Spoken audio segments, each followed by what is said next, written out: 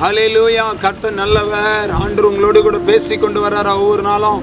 இந்த பரலோக சத்தம் நிகழ்ச்சி ஒரு பெரிய ஆசீர்வாதமாக இருக்குது இல்லைங்களா? தொடர்ந்து நீங்கள் பாருங்கள். நீங்கள் பெற்றுக்கொண்டிருக்கிற ஆசீர்வாதத்தை எங்களுக்கு தெரியப்படுத்துங்க. கர்த்தர் உங்களை ஆசீர்வதிப்பார். இன்றைக்கி ஒரு வசனத்தை வாசிக்கிறேன் பாருங்கள். லேவியராகமம் 19ஆம் அதிகாரம் 13ஆம் வசனத்தை வாசிக்கிறேன். பிறனை ஒடுக்காமலும் கொள்ளையிடாமலும் இருப்பாயாக. கூலிக்காரனுடைய கூலி விடியற் காலம் மட்டும் உன்னிடத்தில் இருக்கலாகாது. பாருங்க, இந்த வசனம் சொல்லுகிறது, பிறனை ஒடுக்காமலும் கொள்ளையிடாமலும் இருப்பாயாக. இன்றைக்கி நிறைய பேர் மற்றவங்களை ஒடுக்கிட்டு கொள்ளைச்சி தான் சாப்பிடுது. எவனை ஏமாற்றலாம், யாரை நாசம் பண்ணலாம், எந்த குடும்பத்தை அழிக்கலாம், எவன் சம்பளத்தை திருடலாம், எவன் வருமானத்தை திருடலாம் அப்படின்னு சொல்லிட்டு நிறைய பேர் அப்படி தான் இருக்கிறாங்க. நல்ல கவனிங்க, கூலிக்காரனுடைய கூலி விடியற் காலம் மட்டும் உன்னிடத்தில் இருக்கலாகாது. ஒருத்தவங்ககிட்ட கூலிக்கு வேலை பண்ணிட்டா விடியற் காலம் வரைக்கும் உங்கள் கையில் அந்த காசு வச்சுக்கூடாது. உங்கள்கிட்ட வேலை செஞ்சவனுக்கு, கூலி வேலை பண்ணவனுக்கு நீ அன்றைக்கி சம்பளத்தை அவனுக்கு குத்துடணும்.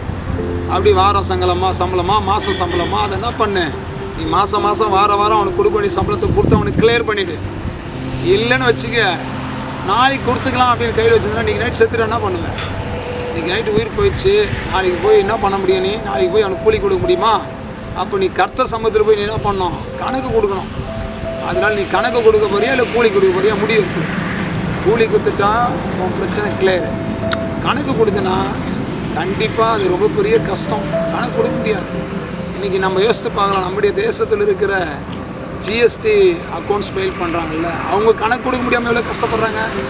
ஒரு பூமியில் இருக்கிற ஜிஎஸ்டிக்கே நம்ம கணக்கு கொடுக்க முடியலன்னா பரலோகத்தில் போய் எப்படி கணக்கு கொடுக்க முடியும்? ரொம்ப கஷ்டங்க. அதனால் அங்கே போய் கணக்கு கொடுக்குற மாதிரி வச்சுக்காதீங்க. இங்கேயே எல்லாத்தையும் கிளியர் பண்ணிவிட்டு சரி பண்ணிவிடுங்க. கர்த்தர் உங்களை ஆசீர்வதிப்பார். ஜெபிக்கலாமா? தகப்பனே, இந்த வசனத்தின்படி ஆண்டவரே, நாங்கள் பிறனை ஒடுக்கி, பிறனை ஏமாற்றி, பிறனுடைய பணத்தை அபகரித்து, ஆண்டவரை கூலி கொடுக்காம, சம்பளம் கொடுக்காம, ஆண்டவரே யாரெல்லாம் என்னென்ன பண்ணிட்டு இருக்கிறாங்களோ அவங்களெல்லாம் கர்த்தர் சந்திப்பீராக. வேலைக்காரன் கூலிக்கு பாத்திரவான். தகப்பனே, இந்த பிள்ளைகள் பாத்திரவான்களாய் வாழ தகப்பன் உதவி செய்யுங்க. தடைகளை ஒட்டைங்க, சத்ருவின் கிரியைகளை அழித்து போடுங்க. ஒரு பெரிய அற்புதம் நடக்கட்டும். ஆசீர்வதித்து பிளஸ் பண்ணுங்க. எல்லா தடைகளை உடைத்து போடுவோம். ஆண்டவரே, இந்த பிள்ளைகளை ஆசீர்வதித்து உயர்த்துங்க. கர்த்தர் பெரிய காரியங்களை செய்யுங்க. நம்முடைய நாமம் மையப்பட்டு சாமி தாழ்த்துக்கிறோம். நம்முடைய கரத்தில் ஒப்பு கொடுக்கிறோம். கர்த்தர் ஆசீர்வதித்து பலப்படுத்த கர்த்தர் பெரிய காரியங்களை செய்யும். உங்கள் நாமம் மையப்படட்டும். ஆசீர்வதிங்க, பொறுப்படுங்க, முடிமறைங்க. இயேசுவின் நாமத்தினால் ஆசீர்வதித்து ஜெபிக்கிறோம் நல்ல பிதாவே. ஆமென். God bless you. கர்த்தர் நடத்துவார். ஆமென்.